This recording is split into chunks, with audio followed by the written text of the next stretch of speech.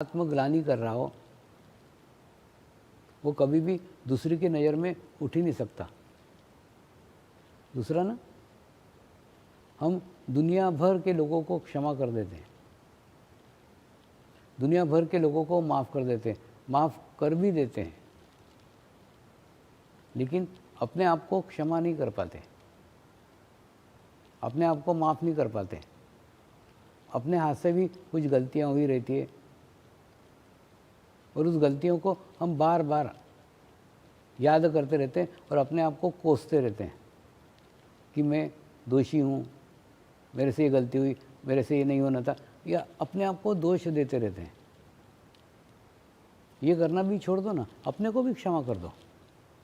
जैसे आपने लोगों को क्षमा कर दिया, लोगों को माफ़ कर दिया, वैसे अपने आप को भी माफ़ कर दो, अपने को भी क्षमा कर दो। जो हो गया ना। परमेश्वर की करुणा की शक्ति अपार है। उस परमेश्वर की करुणा की शक्ति पे संपूर्ण विश्वास रखो कि परमात्मा मेरी सभी गलतियों के लिए मुझे क्षमा कर देगा। अब क्षमा मांगो ना, और क्षमा पूर्ण विश्वास के साथ मांगो कि मैं प्रार्थना करूंगी तो मुझे क्षमा कर ही देगा। और अपने आप को क्षमा कर दो, अपने आप को माफ़ कर दो, और अपने अंदर से आत्मग्लानि का भाव निकाल दो। कई बार होता है, कई बार अपने साथ वाले व्यक्ति, अपने मित्र, अपने परिचित अपने को कोई ना गलत काम करने के लिए कहते हैं, और उसके बाद में अपने भीतर की आत्मा अपने को टोकते रहती है, ये गलत काम है, ये मत कर, ये गलत काम है, ये मत कर। और उसके बाद में दोस्त, रिश्तेदार, परिवार के लोग अपने फोर्स करते, अरे दुनिया करती है, तुम ही कर दे, क्या हो गया, दुनिया में चलता है, ऐसा बोलते हैं। और उसके बाद में उनके प्रेशर में आकर के, उनके दबाव में आकर के कई बार आप गलत निर्णय लेते हैं, और जब गलत निर्णय लेते हैं तो गलत निर्णय के गलत परिणाम आते हैं, और जब गलत परिणाम आते हैं तो उसके बाद में सारे रिश्तेदार, सारे मित्र, सारे दोस्त सब भाग जाते हैं और अपन रह जाते हैं अकेले। और उसके बाद में फिर हम अपनी शांति को खो देते हैं, और शांति को ढूंढने के लिए फिर हम किसी रिसोर्ट पे जाते हैं, किसी पहाड़ पे जाते हैं, और वहाँ जाके शांति प्राप्त करने का कोशिश करते हैं। लेकिन वहाँ पे भी अपने भीतर वो कैसेट एक चलती रहती है, मैंने तेरे को मना किया था फिर भी तूने ये कार्य क्यों किया, मैंने तेरे को मना किया था फिर भी तूने ये कार्य क्यों किया, मैंने तेरे को मना किया था तो भी ये कार्य क्यों किया। आत्मा अंदर से कचोटते ही रहती है।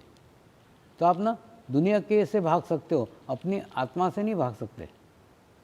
इसीलिए एक जीवन में निश्चय करो ना, कोई कितना भी प्रेशर डाले, कोई कितना भी कहे, उनको बोलो ये गलत कार्य मैं नहीं कर सकता, मेरी आत्मा ये करने के लिए गवारा नहीं करती।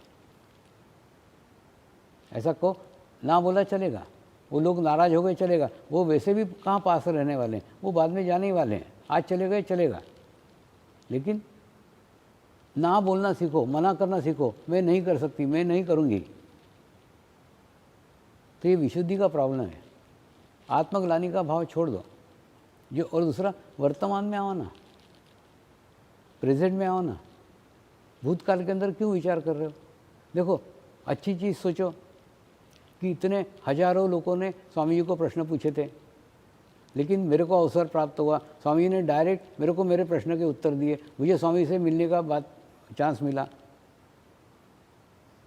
इस अवसर को देखो ना, तो आपको जो मिला है उधर ध्यान दो, और उसके लिए परमात्मा को धन्यवाद दो।